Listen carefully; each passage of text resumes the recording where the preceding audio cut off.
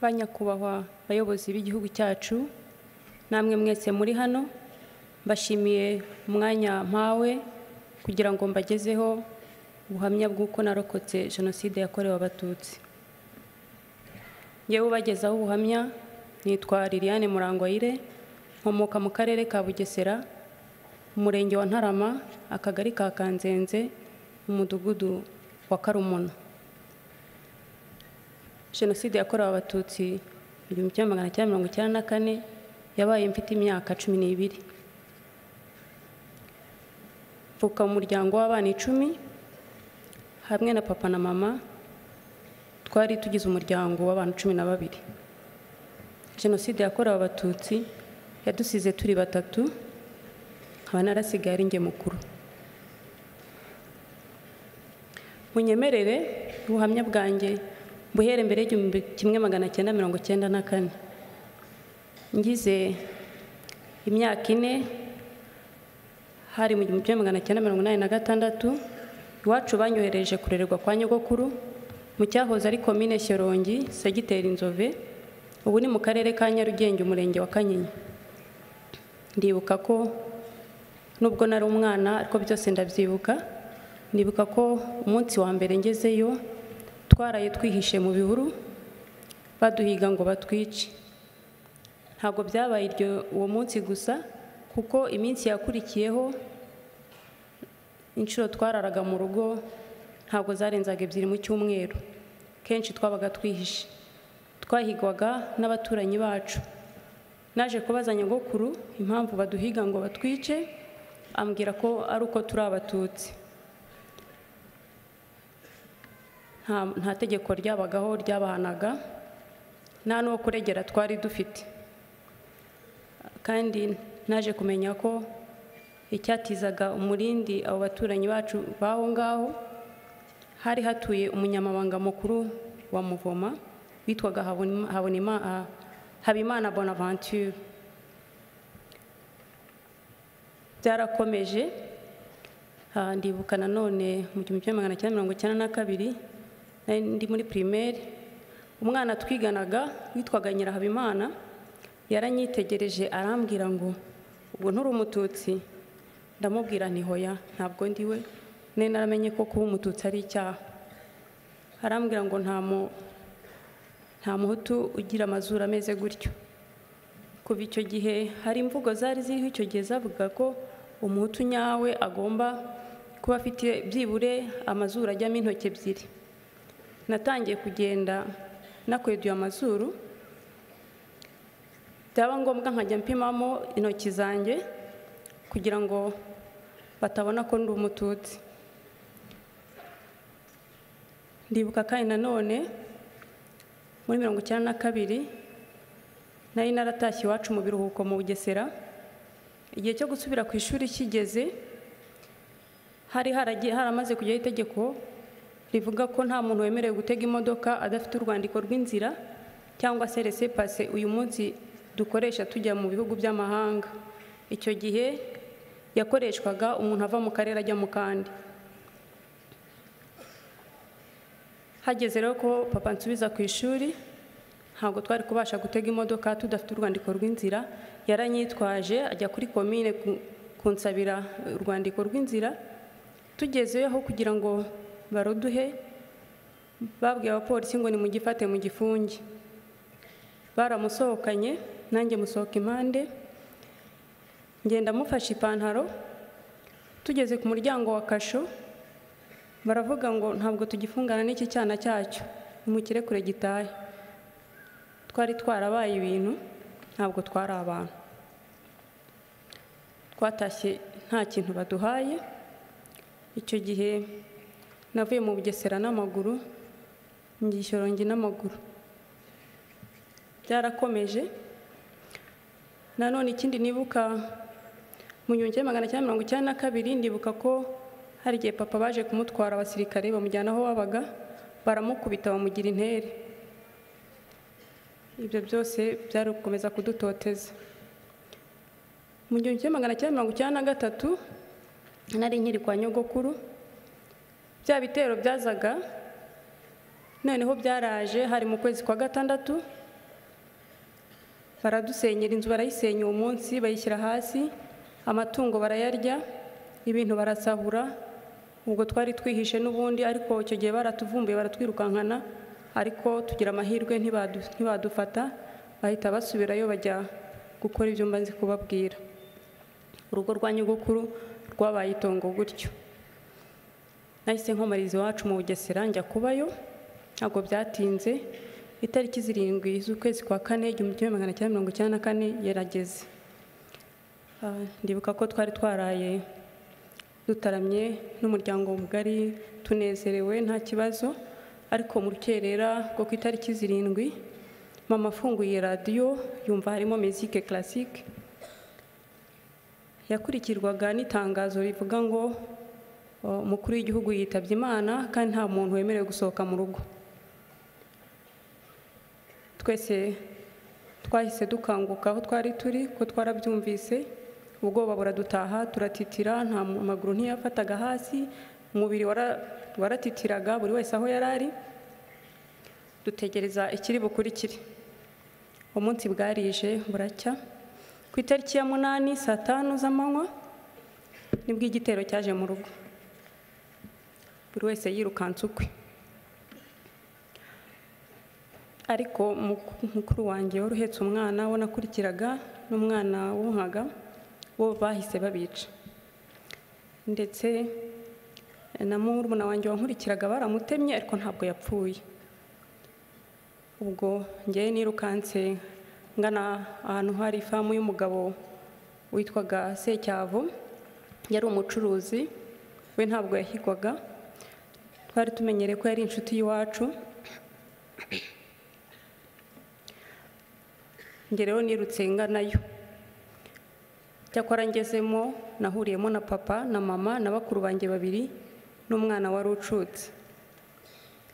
Ako kanya tukihagera, abakozi bakorera uwo mugabo mu ifamu bahise bamubwira ko abasirikare bamenye ko hari abantu bahahungiye, ko bagiye kuza kuhabicira. Uwo mugabo yahise adushyira mu modoka adukura mu Karumuna tujyana i Nyamata. Mu Karumuna habaga interahamwe nyinshi cyane, turagenda tugeze hariya urenzera Paris Nyamata, utaragera Nyamata mu mujyi, hari agashyamba hafi y'ibitaro bya DPR. Arahagarara aratubwira ngo ntabwo azi uko imbere bimeze, ngo nitwihangane tuviremo aho turebe uko twagera ku kiliziya. Arakata asubirayo. Papa rero yaravuze ati n'ubundi imbere nyine ntabwo tuzi ko hameze, kadusubira inyuma. Twasubiye aho bita kuri arete, niho nyogokuru bari baramwimuriye, tujyayo. Ndibuka ko akimbona yambwiye ati wowe ntaho uzajya, uzawo kubara inkuru.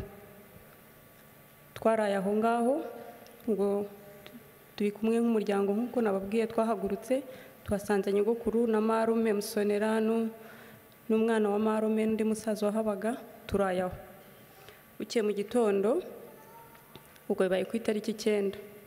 Ku itariki 9 papa amenya ko abandi batutsi baho ngaho bose bahungiye mu ishyamba ry'Ikayumba, ati natwe reka dusanga abandi.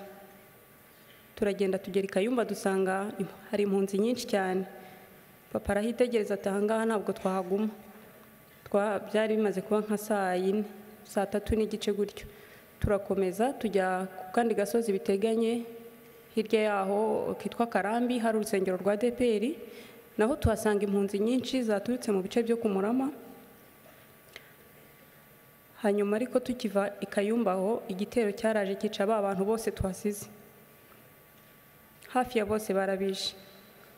Dutegereza ko twe tugerwaho, uwo munsi ntibatugeraho.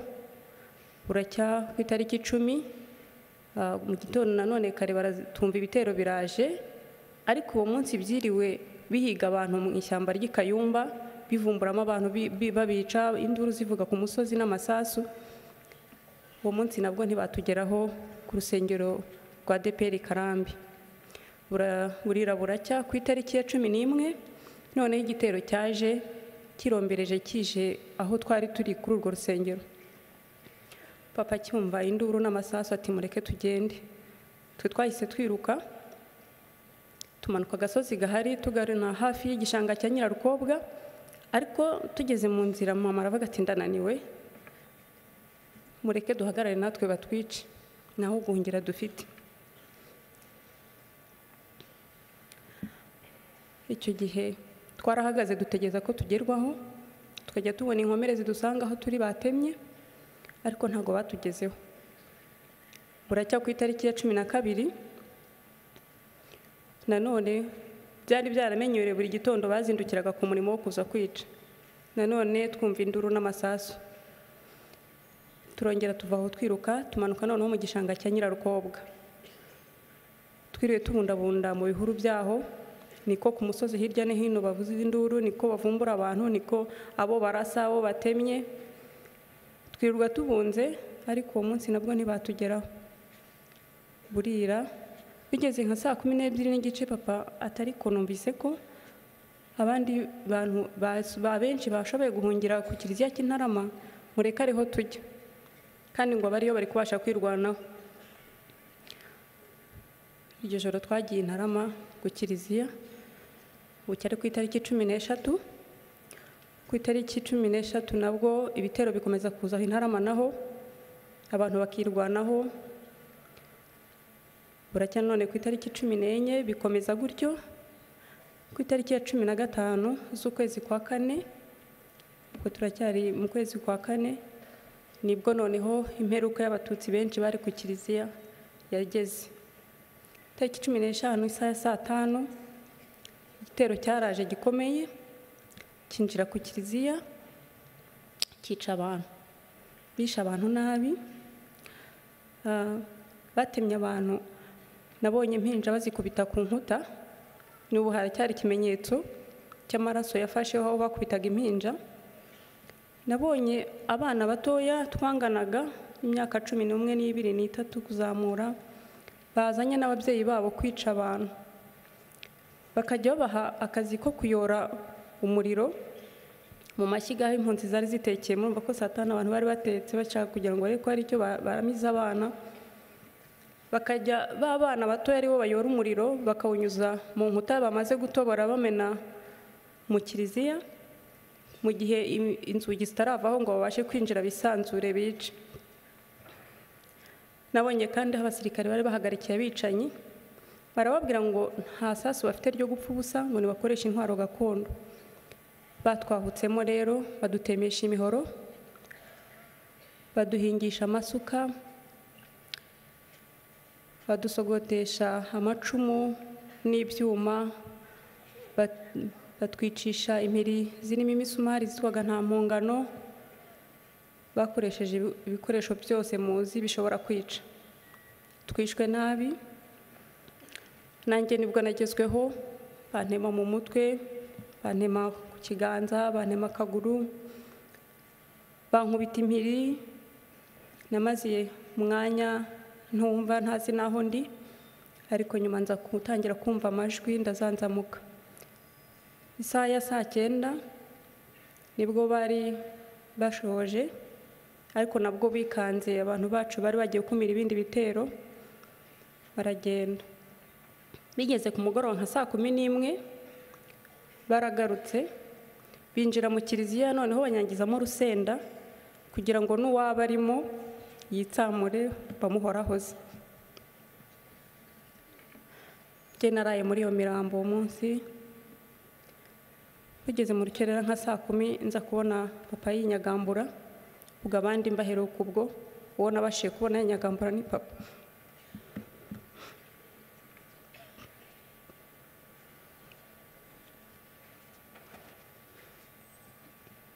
Naramubwiye ngo ntabwo nshaka gupfa.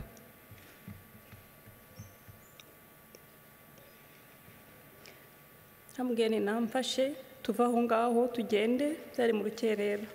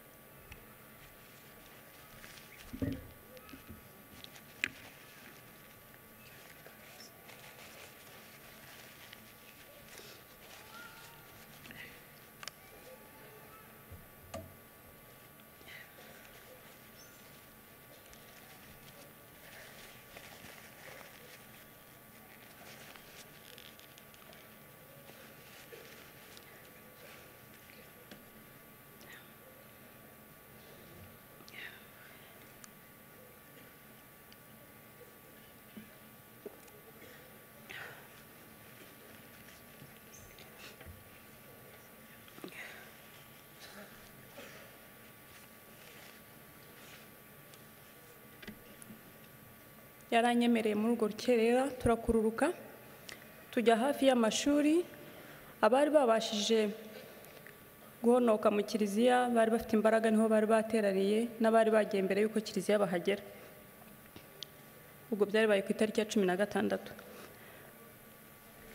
Ibitero ntabwo byahagaze, nta gahenge baduhaga, baragarutse. Abantu bakomeza kwirwanaho ariko bikaba iby'ubusa, bakica abantu. Itariki ya 17 baragaruka, ku itariki ya 18 baragaruka. Papa rero yageze aho we asa n'ucika intege, bimunanira kongera kugenda. Njyewe iyo bazaga narakururuka herekeza aho igitero kitari. Uko bamugeragaho baramubwira, bamuhondaga amabuye mu mutwe bakamubwira ngo bazamwica babaye.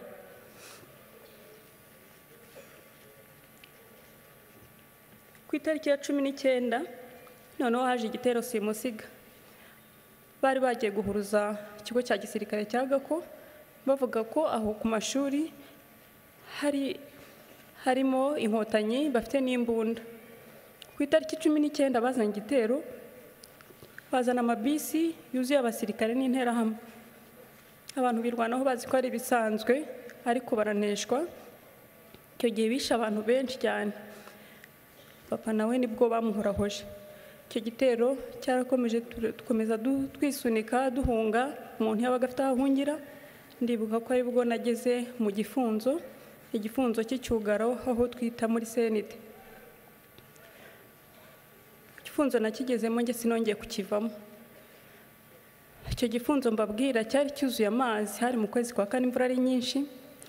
Cyuzuye amazi, umuntu yinjiragamo hakagira n'abahenengera, hari abamizwe n'isayo benshi. Kandi ubwo n'ubundi twasanze hari imirambo irimo, hari abari bariciyemo. Buri munsi rero interahamwe zarazaga zikinjiramo, ntabwo zatinye. Ugasanga baratema ibifunzo bagatemana n'abantu, aho batera ibisongo mu gifunzo, bateramo ibisongo mu mazi. Ubwo natwe niko turimo. Buri munsi bazaga saa moya bakagera saa 11. Byari akazi, ntabwo baruhukaga saa 6.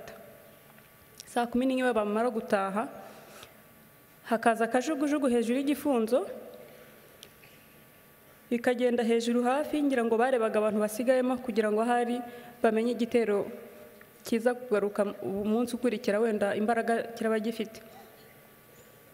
Byarakomeje, murumva ahantu twabaga abantu baraboreyemo, yaba imirambo ya kera, yaba ari imishyashya. Natwe twari twaratemwe, twari twaraboze, inyo ziri mu bisebe, nta buzima.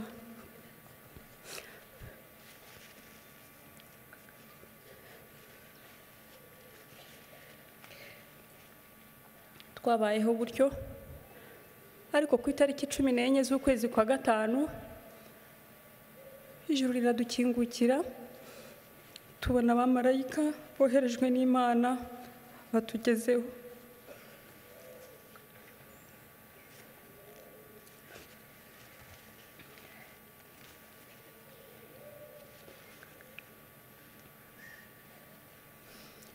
Izo ni inkotanyi mvuga zo kabyara. Abenshi ntabwo twemeye gukora ibyo. Twari twarakiriye gupfa, haburaga umunsi gusa. Ariko batugezeho baratubwira bati nimuhumure, nimuhumure ntimugipfuye. Buri muntu bamugezeho. Njyewe ubwanjye umusirikare yangezeho yikura umwenda yari afunze mu nda, ntabwo nari nkibasha kugenda. Arampeka anzamukana agasozi, hari agasozi gahari tujya twibuka ku itariki ya 30 z'ukwezi kwa 4 abazabishobora bazahagere barebe ukuntu hateye ubwoba. Anzamukana ku gasozi, arantwara ampetse, hangeza aho twita ku muhanda wa leta. N'uyu muhanda munini ujya Nyamata wari igitaka, mu gasantere kitwa Kariyeri, aho bari bateguye imodoka zishobora gutwara abantu bakomeretse cyane. Nuko nanjye banshyira mu modoka bantwara i Nyamata, aho bari bateguyeho gutangira kutuvurira ibikomere. Mwarakoze.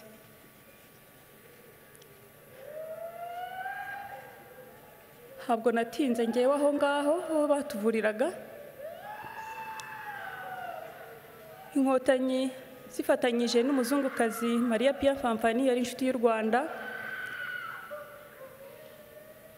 banyohereje hamwe n'abandi bana kutuvurira mu Butaliyani.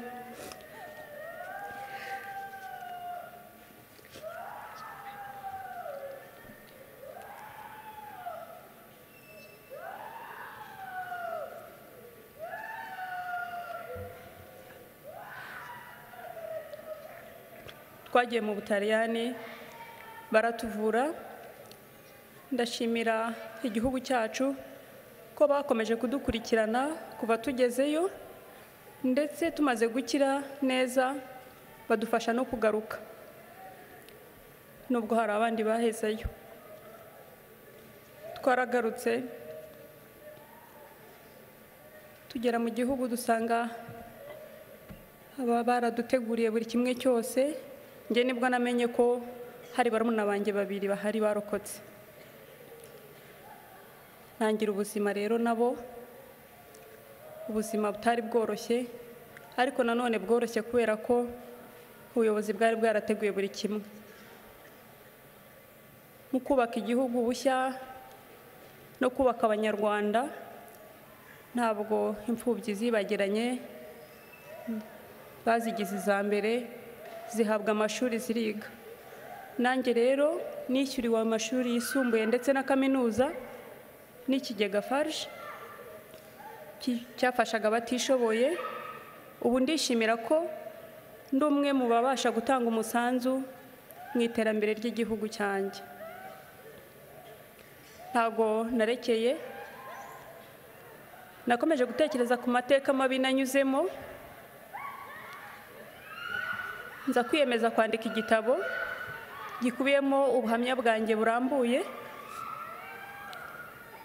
ariko kinarimo urugendo rwo kwiyubaka, icyizere no kwihangana byangejeje aho ngeze ubu ngubu. Byose mbikesha imiyoborere y'igihugu cyacu. Narashatse, mfite umugabo n'abana 4, turi umuryango mwiza kandi unyuzwe.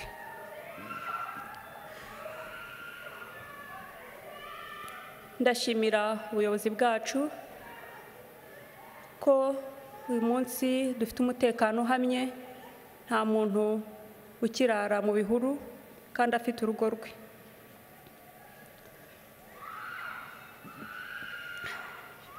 Ndashimira kandi ubuyobozi ko buri gihe mutuba hafi, cyane cyane no mu bihe nk'ibi twibuka abacu bazize Jenoside yakorewe Abatutsi. Biradukomeza nk'abacitse ku icumu, nk'abarokotse Jenoside yakorewe Abatutsi. Mwaduhaye ijambo mu ruhando rw'amahanga, tuzakomeza kubumbatira ubumwe bw'Abanyarwanda, twirinda icyakongera kuducamo ibice kugira ngo tutazongera gusubira mu mateka twanyuzemo. Tuzatoza abana bacu gukomeza kubumbatira ubwo bumwe nk'uko mubidutoza. Ndasoza mbashimira kandi nshimira Imana yo yabidushoboje, ndayibaragije. Dukomeze twibuke twiyubaka.